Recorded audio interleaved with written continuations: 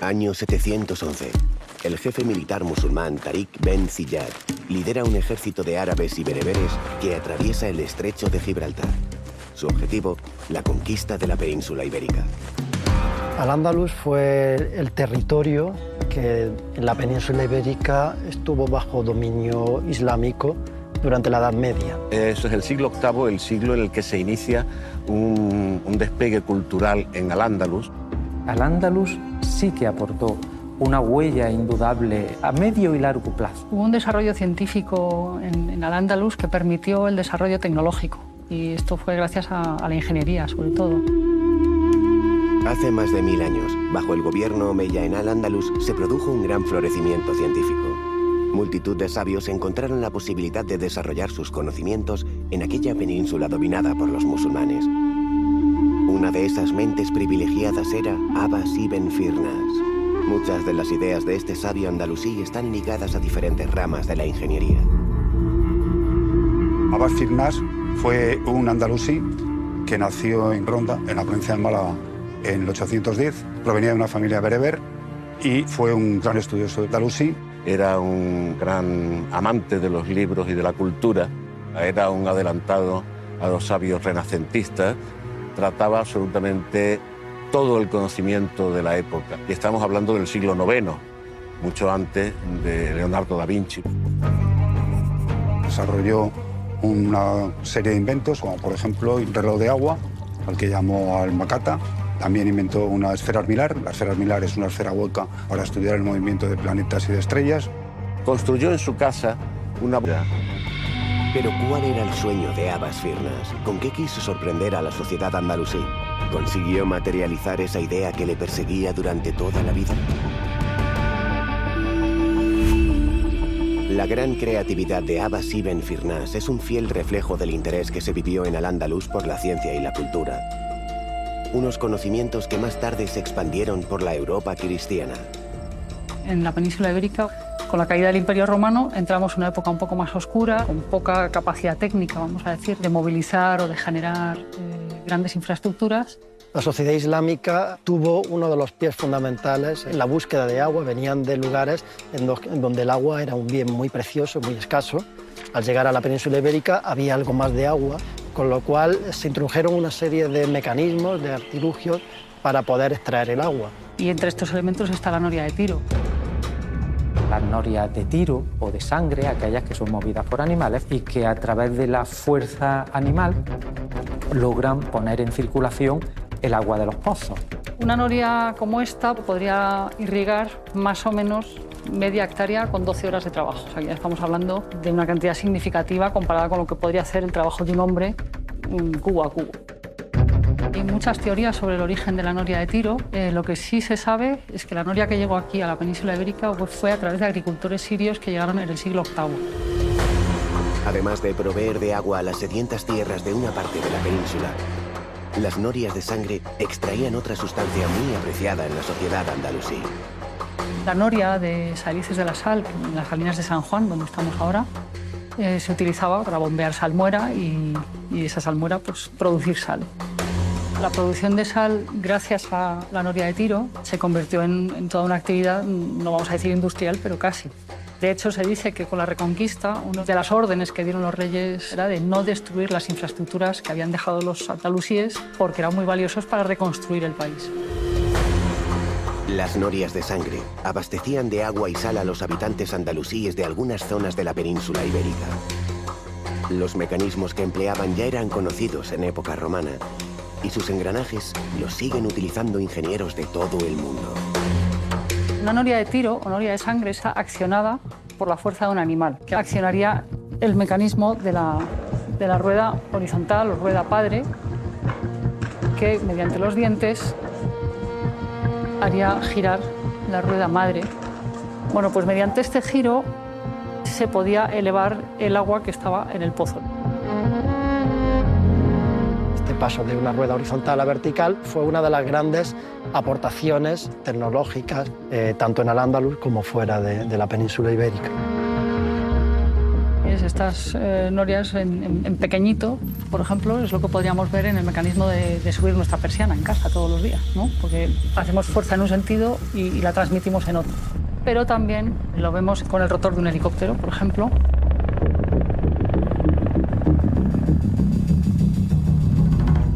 El rotor del helicóptero consigue transformar el movimiento circular horizontal en uno vertical gracias a los engranajes que se encuentran en la caja de transmisión principal.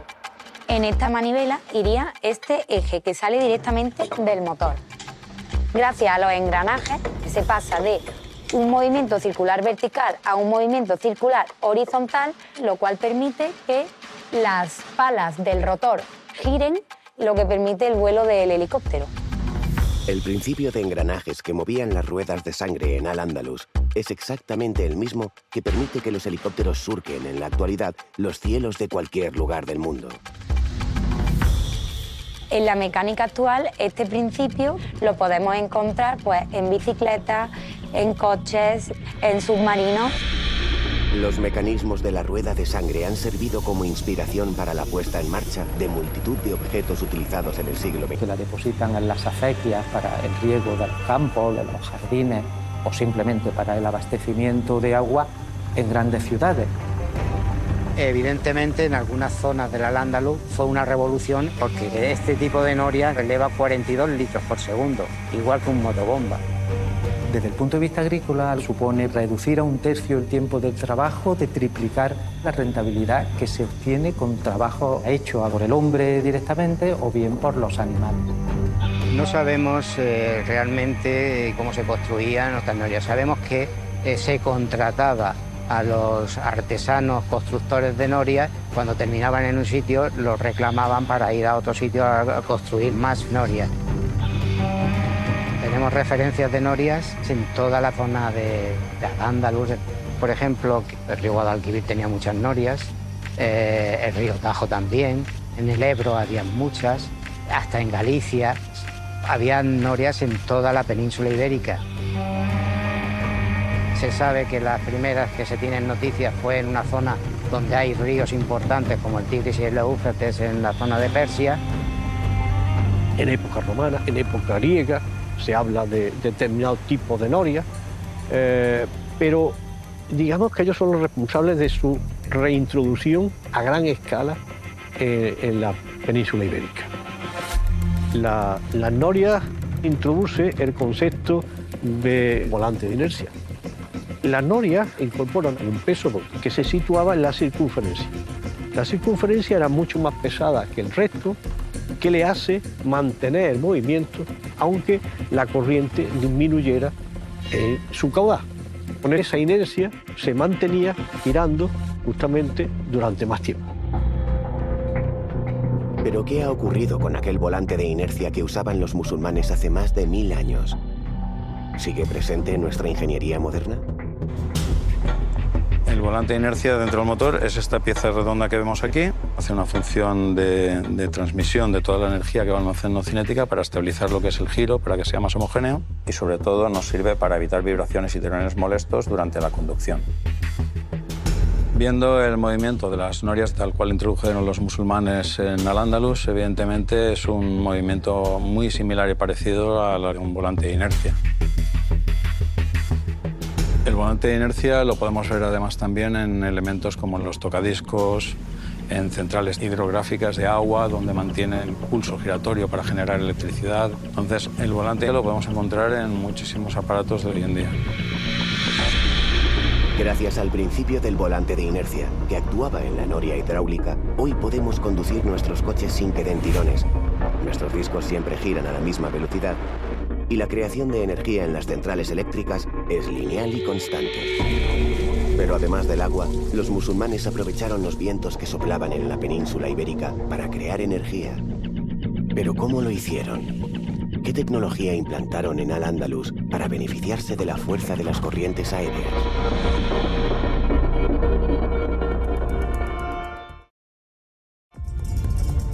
Durante los más de 700 años que estuvieron los musulmanes asentados en la península ibérica, la energía hidráulica jugó un papel fundamental en el desarrollo y eficacia tecnológica de la sociedad andalusí.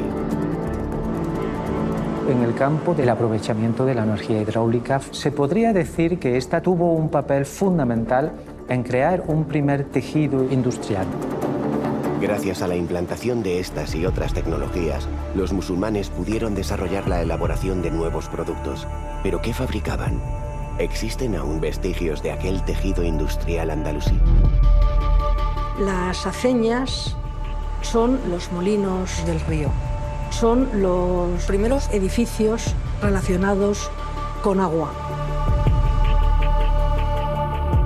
Hablar de aceña es hablar de las máquinas que proporcionaban el aprovisionamiento de harina. Permitió el desarrollo de los batanes, es decir, de esos mazos que golpean los paños de lana, permitió el desarrollo de los molinos de papel y, por lo tanto, la fabricación de papel en Al-Ándalus, permitió el desarrollo de las ferrerías o de los martinetes, donde el hierro, el cobre se golpea también por medio de la energía hidráulica.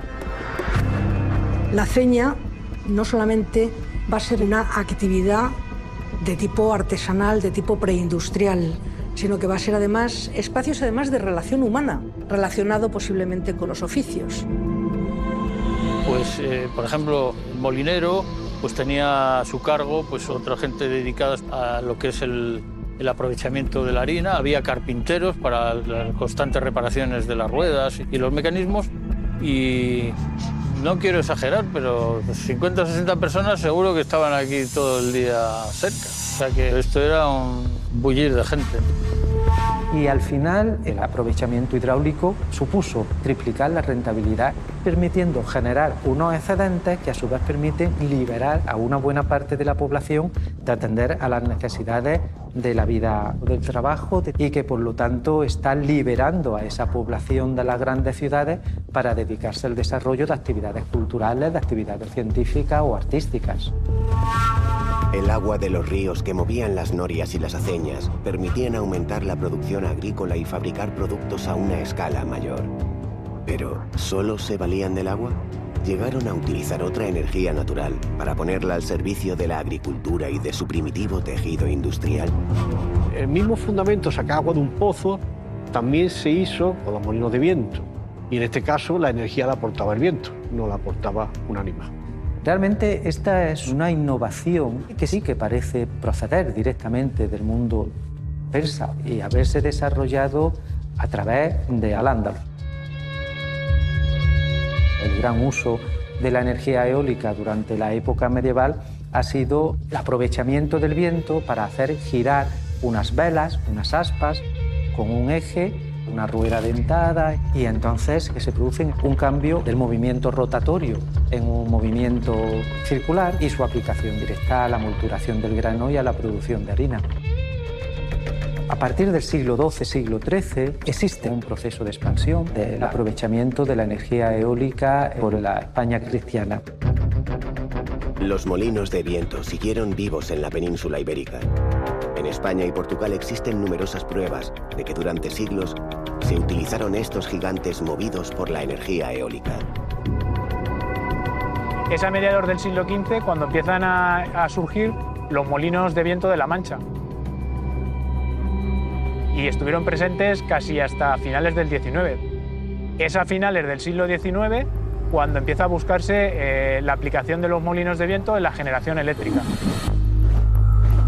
Nos encontramos en el Parque Eólico de Breña, que se encuentra dentro de un complejo formado por 4 parques que suman total de 105 turbinas, que serían capaces de cubrir la demanda energética de más de 120.000 hogares. Podemos decir que se parecen bastante los sistemas. Por ejemplo, el sistema de orientación de la turbina hacia el viento. En los antiguos molinos de La Mancha se conseguía moviendo lateralmente un palo de gobierno con la ayuda de animales o de forma manual.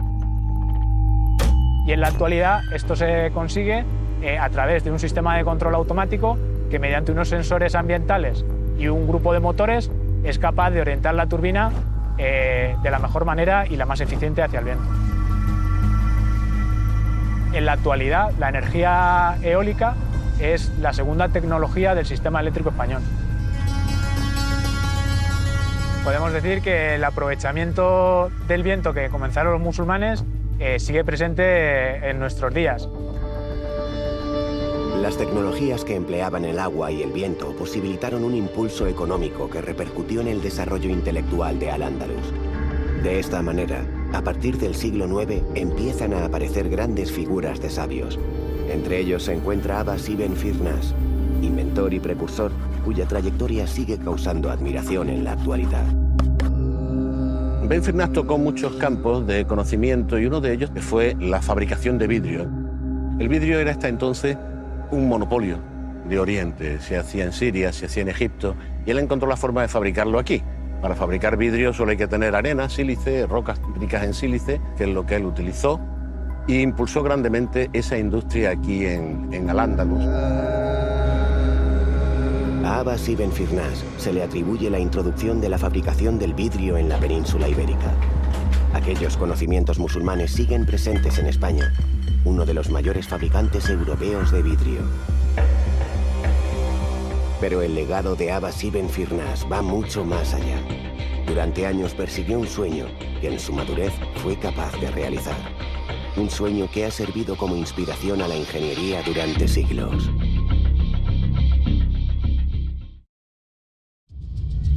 El progreso industrial y científico que se produjo en la península ibérica dominada por los musulmanes sería difícil de entender sin el desarrollo de ciudades como Toledo, Córdoba, Almería o Granada. Los emires y califas andalusíes sabían que el agua era esencial para el crecimiento y prosperidad de estos núcleos urbanos.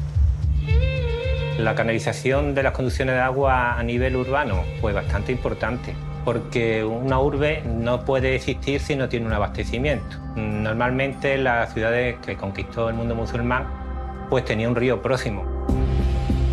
Madrid es el único caso, sería casi la única excepción donde el curso fluvial está un poco apartado. Entonces, por eso mismo, el río Manzanares está lejos de lo que es la colina donde se asienta Madrid. Sin ir más lejos, Madrid deriva de Masrid, y Masrid es un término árabe que derivaría de uno latino, que es matriz. Como todos sabemos en castellano, es el origen. El origen, en este caso, del agua, que es el elemento principal para el Islam. Madrid cuenta con el río Manzanares, que es un río pequeño, con un caudal intermitente y necesitan un aporte de agua permanente. Todo indica que el origen de Madrid fue un asentamiento militar que se levantó sobre una colina para controlar a los cristianos del norte. Con un río tan irregular, ¿cómo consiguieron abastecer de agua a sus tropas? ¿Qué tecnología utilizaron para que aquel emplazamiento militar se convirtiera en una ciudad? Aquí en Madrid, los viajes de agua es un sistema de conducciones subterráneas que captan, conducen y canalizan el agua del nivel freático hasta una población que no tiene suministro de agua o que el suministro que tiene es insuficiente. Esta tecnología no existía previamente aquí en la península, es parte de la cultura que traen de Oriente el mundo andalusí. Estos viajes de agua, o canats, como se llamaban en Al-Ándalus, ¿se olvidaron con la conquista cristiana? Nos encontramos en el Arca Vieja de Amaniel. Este viaje se construye en el siglo XVII y da servicio al Palacio Real. Este sistema se mantiene durante toda la Edad Media y la Edad Moderna. Felipe III, aparte de este viaje, construyen los 5 viajes principales de Madrid. Lo que te permite un viaje de agua o lo que es un canal es un agua más limpia, más pura, que viene, si es posible, de la sierra, está filtrada, con menos impureza. Y a partir de ese momento la población de Madrid empieza a crecer desmesuradamente. Hay que pensar que hasta no se hace el canal de Isabel II, en el siglo XIX, el único sistema de abastecimiento de agua que tuvo Madrid era los viajes de agua. Las obras hidráulicas que los musulmanes construyeron en Madrid continúan sorprendiendo a los investigadores.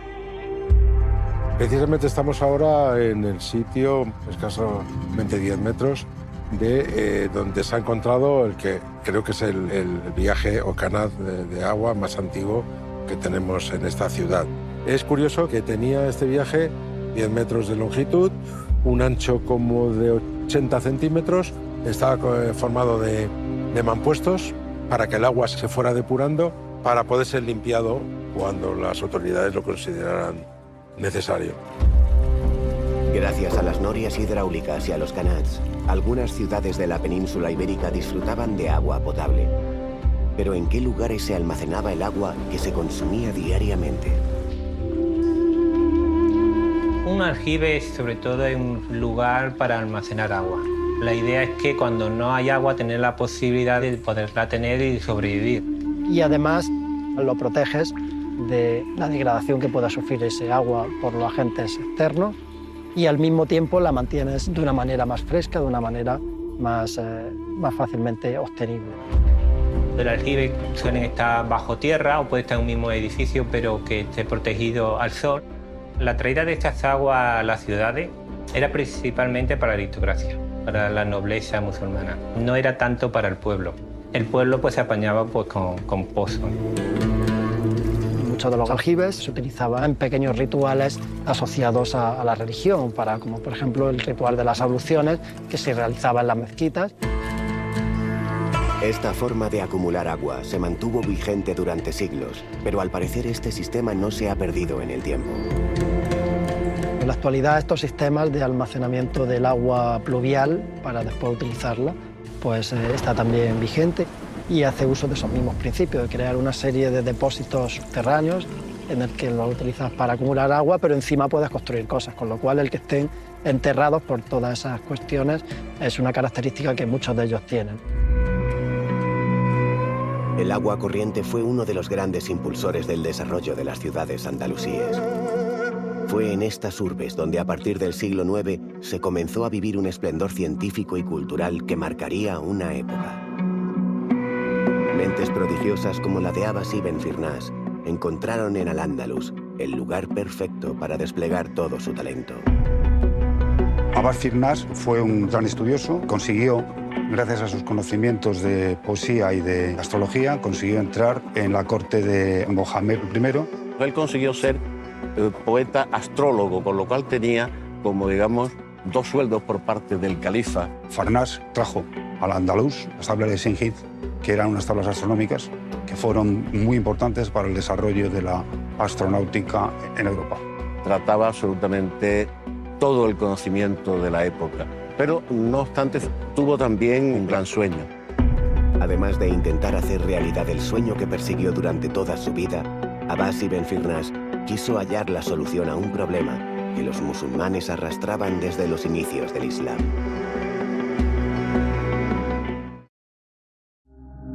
Normalmente, cuando Ben Firnas presentaba al emir uno de sus inventos, contenía un poema en el que explicaba el logro que se había conseguido. He construido el mejor de los instrumentos para la religión, para cuando no se ve el sol del día ni iluminan los luceros de las profundas tinieblas de la noche. Así, el gran Muhammad I pondrá de manifiesto el momento de cada oración. Abbas Ben Firnas, cuando presenta la clepsidra, le entrega al emir un reloj que está movido por el agua. Y es que la religión era algo fundamental en el mundo musulmán. De hecho, ellos rezan 5 veces al día, lo que te hace tener a Dios presente durante toda tu existencia. Durante el día y con un día soleado es fácil con un reloj de sol hacer esas predicciones, pero durante la noche, con tiempo nublado, es mucho más difícil. De ahí el interés de tener relojes mecánicos.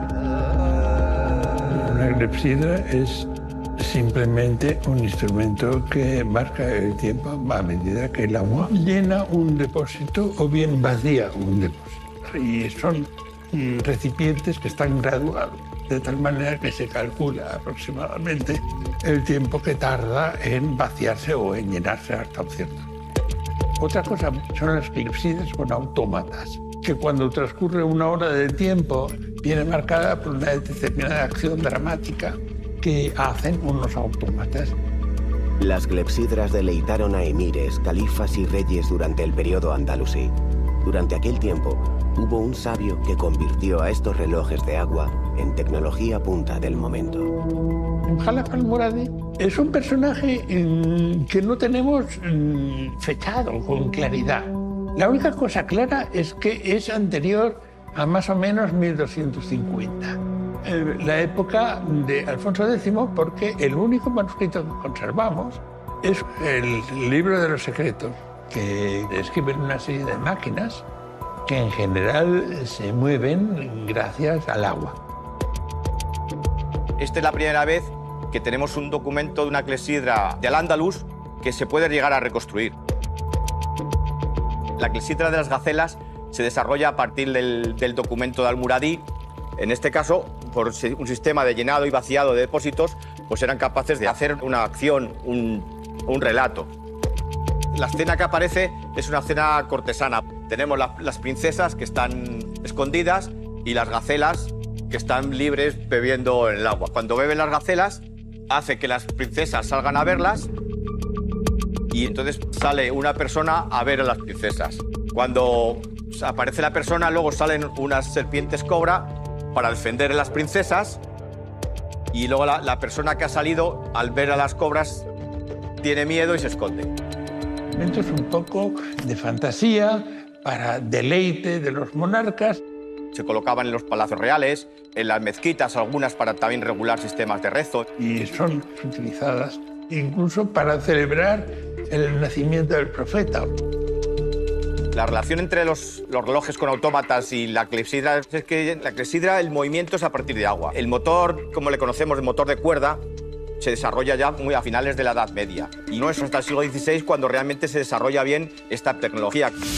En la Edad Moderna, los relojes mecánicos sustituyeron a las clepsidras, pero no se olvidaron de aquellos autómatas para que siguieran ayudando a marcar las horas.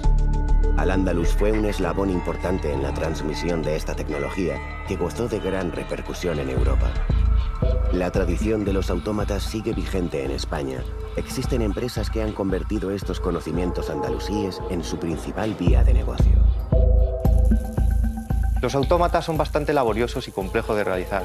Entonces, lo que procuramos es desarrollar la tecnología más simple posible para asegurar su funcionamiento durante más tiempo.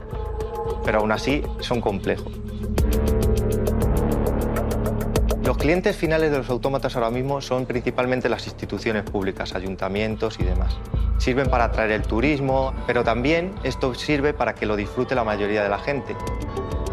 La relación de los autómatas actuales con los de Al-Muradí del siglo XI es que al final los personajes son los receptores del movimiento y lo que más llama la atención. También se utilizan algunos sistemas parecidos como poleas, cuerdas, pero las diferencias son muy grandes, pues ahora se utilizan motores y muchos conocimientos de electromecánica. Los autómatas creados por los musulmanes han llegado hasta nosotros gracias a libros que han sobrevivido al paso de los siglos. Quizás sin estos escritos, la robótica sería muy diferente a la que hoy conocemos. Podemos decir que los autómatas son los antepasados de los robots de hoy, en el sentido de que pueden ejecutar una secuencia de acciones preprogramada. La mayor diferencia entre un autómata y un robot es que el autómata es como algo preprogramado y no tiene mucha flexibilidad en lo que hace. Se repite lo mismo una y otra vez. Mientras que un robot, sobre todo los robots de nueva generación, es un robot que consigue con los sensores cambiar su manera de actuar. En la actualidad, los movimientos de estos robots son cada vez más perfectos y precisos. ¿Pero qué mecanismos utilizan? ¿Alguna de sus piezas nos recuerda a las que se empleaban en los autómatas andalusíes? Los robots de hoy, sobre todo desde el punto de vista mecánico, aprovechan algunas ideas que fueron introducidas con los autómatas, que usaban poleas para generar movimiento y transmitirlo, pero ahora tenemos sistemas electromecánicos que permiten hacer cosas mucho más avanzadas respecto a lo que pueden hacer mecánicamente los autómatas. Además de los autómatas, Al-Muradí también se interesó por lo que ocurría en los campos de batalla. Diseñó ingenios militares, que son una importante contribución en el desarrollo armamentístico. En Al-Ándalus era primordial contar con un vasto y sofisticado ejército para aguantar la presión de los reinos cristianos. Pero en el siglo XIV se introdujo un material llegado del Oriente Lejano que cambiaría el arte de la guerra para siempre.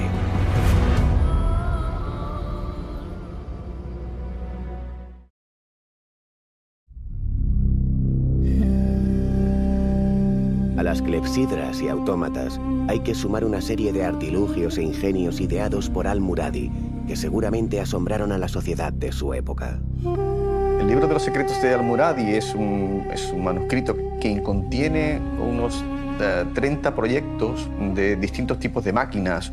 Incluyen autómatas, movibles, clepsidras y que incluye también referencias a algunas máquinas de guerra. Lo más interesante, lo más relevante de la propuesta tecnológica y militar de Al-Muradi es la utilización de unos mecanismos que permiten elevar determinados artefactos. Entre las máquinas de guerra, quizás el más llamativo sea una plataforma que permite elevar un ariete hasta una altura determinada. Cuando se pone en marcha, unos operarios moverían mediante un sistema de poleas el ariete para que golpease una puerta en altura o la parte superior de una muralla. Desconocemos si los ingenios de Al-Muradi se llegaron a poner en marcha. Lo que sí queda patente es el interés de los gobernantes islámicos por la tecnología aplicada a la guerra. El descubrimiento de la pólvora se produjo en China, fue introducida en la península ibérica por parte de los musulmanes, pero también hay que tener en cuenta que en ese momento los musulmanes se encuentran a la defensiva y se tratan de importar tecnologías que sean capaces de frenar la expansión cristiana. Desde luego, lo que sí está claro, que es en el mundo islámico donde el papel militar de la pólvora se consolida. Los musulmanes entendieron que la pólvora podía ser un gran aliado en el campo de batalla. De esta manera, surgió una carrera armamentística donde destacó un hombre que cambió la artillería para siempre. Al-Ramá es un ingeniero de origen persa. Su obra es muy importante, es realmente determinante, por cuanto que en ella por primera vez encontramos unas propuestas de elaboración de la pólvora que son absolutamente eficaces.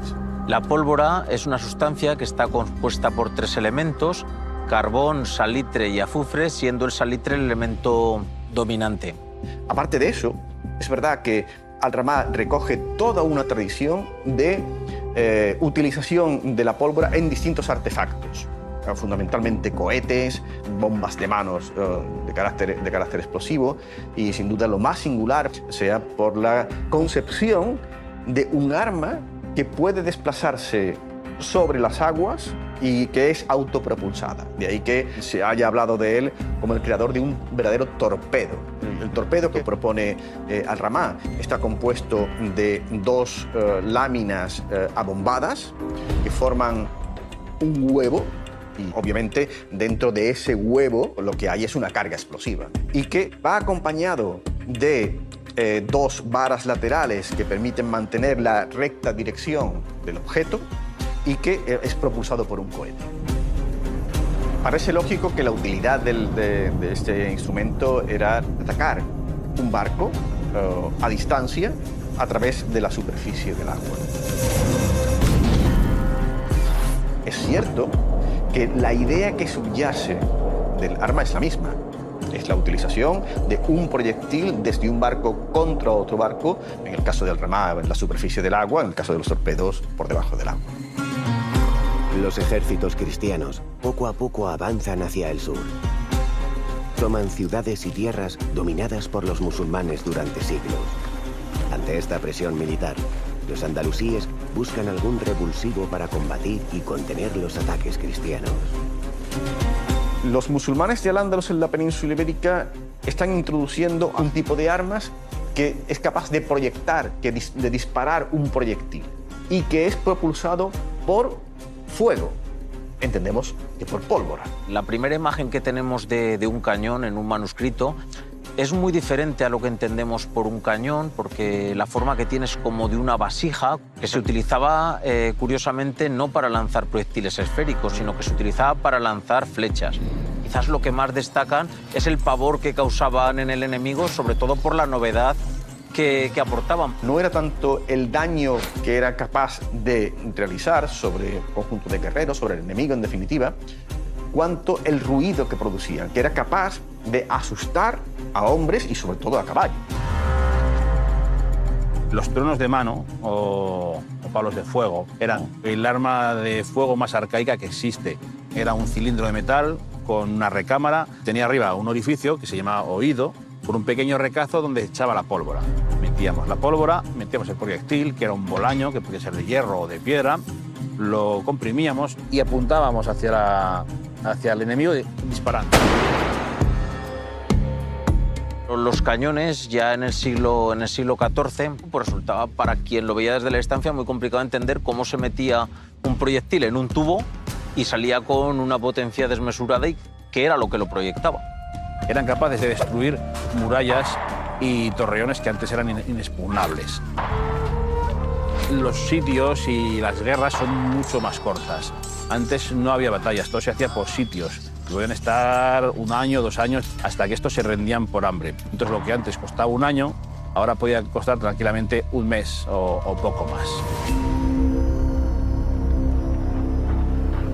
Los efectos de la artillería sobre las poblaciones es absolutamente devastador. El testimonio castellano denota sorpresa cuando alude a esas máquinas que son capaces de proyectar lo que denominan como pellas de fuego y que si impactaban sobre una persona eran capaces de cercenarle de cuajo un miembro, cortarle un brazo, una pierna y posiblemente la muerte era prácticamente inmediata. En el siglo XIV, los nazaríes hicieron uso de la pólvora en sus enfrentamientos contra los ejércitos cristianos. Pero si disponían de una tecnología militar más avanzada, ¿cómo es posible que los musulmanes fueran derrotados en el campo de batalla?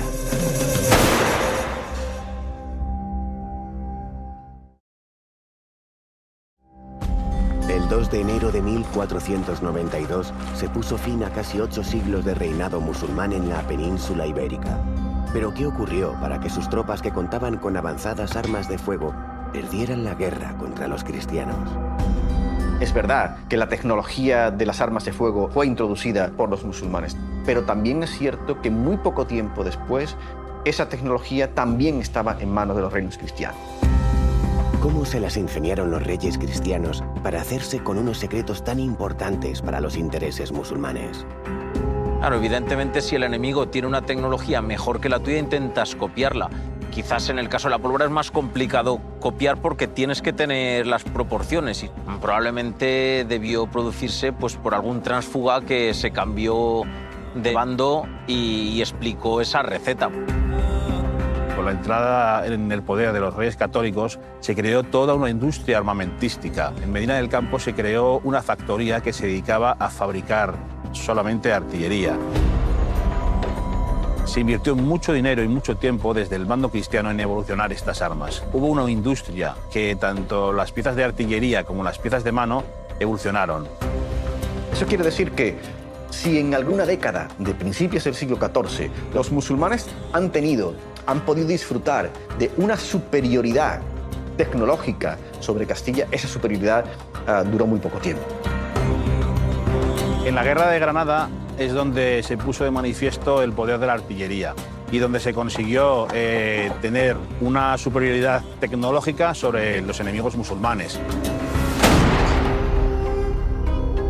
Las fortificaciones del Reino de Granada se habían hecho para otro tipo de guerra muy diferente, adaptadas para contrarrestar otro tipo de máquinas.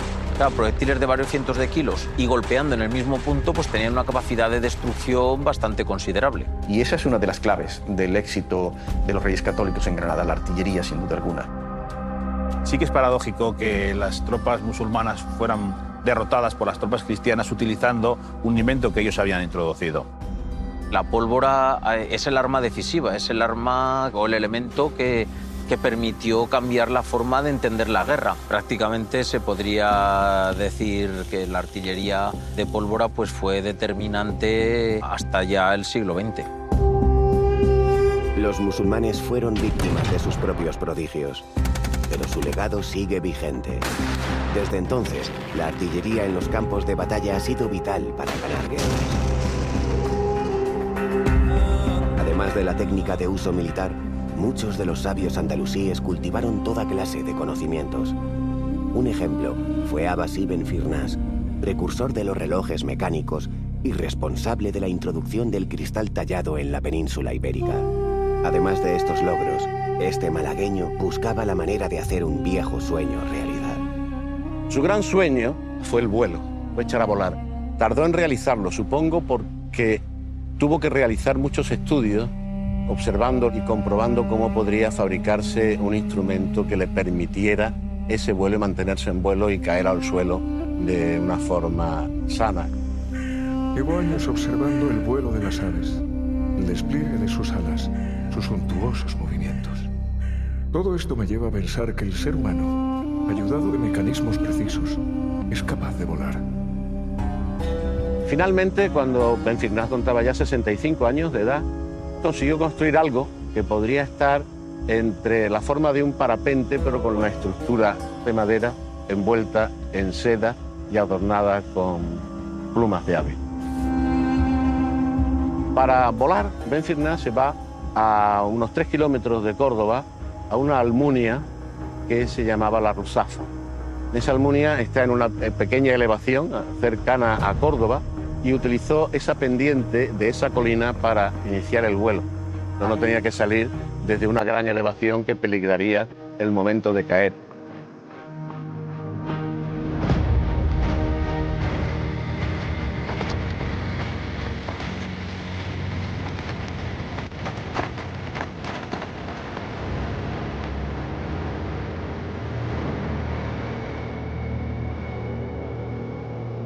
Abbas Ben Firnas consigue efectivamente un vuelo.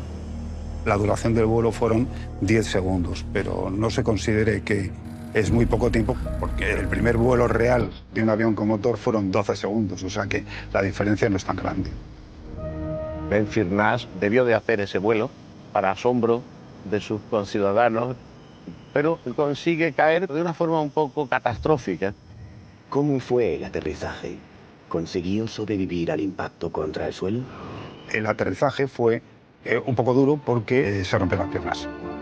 El fallo fundamental que cometió Abbas Firnas fue porque no se fijó en los pájaros que aterrizan con la cola, se desestabilizó completamente a la hora de aterrizar y, claro, se dio el gran batacazo por no llevar cola.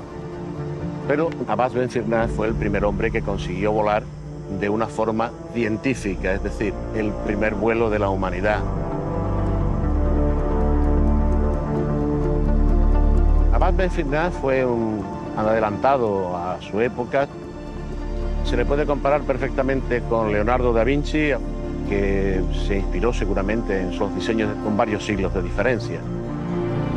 Han tenido que pasar más de 1000 años para que la física y la aeronáutica den la razón a este sabio.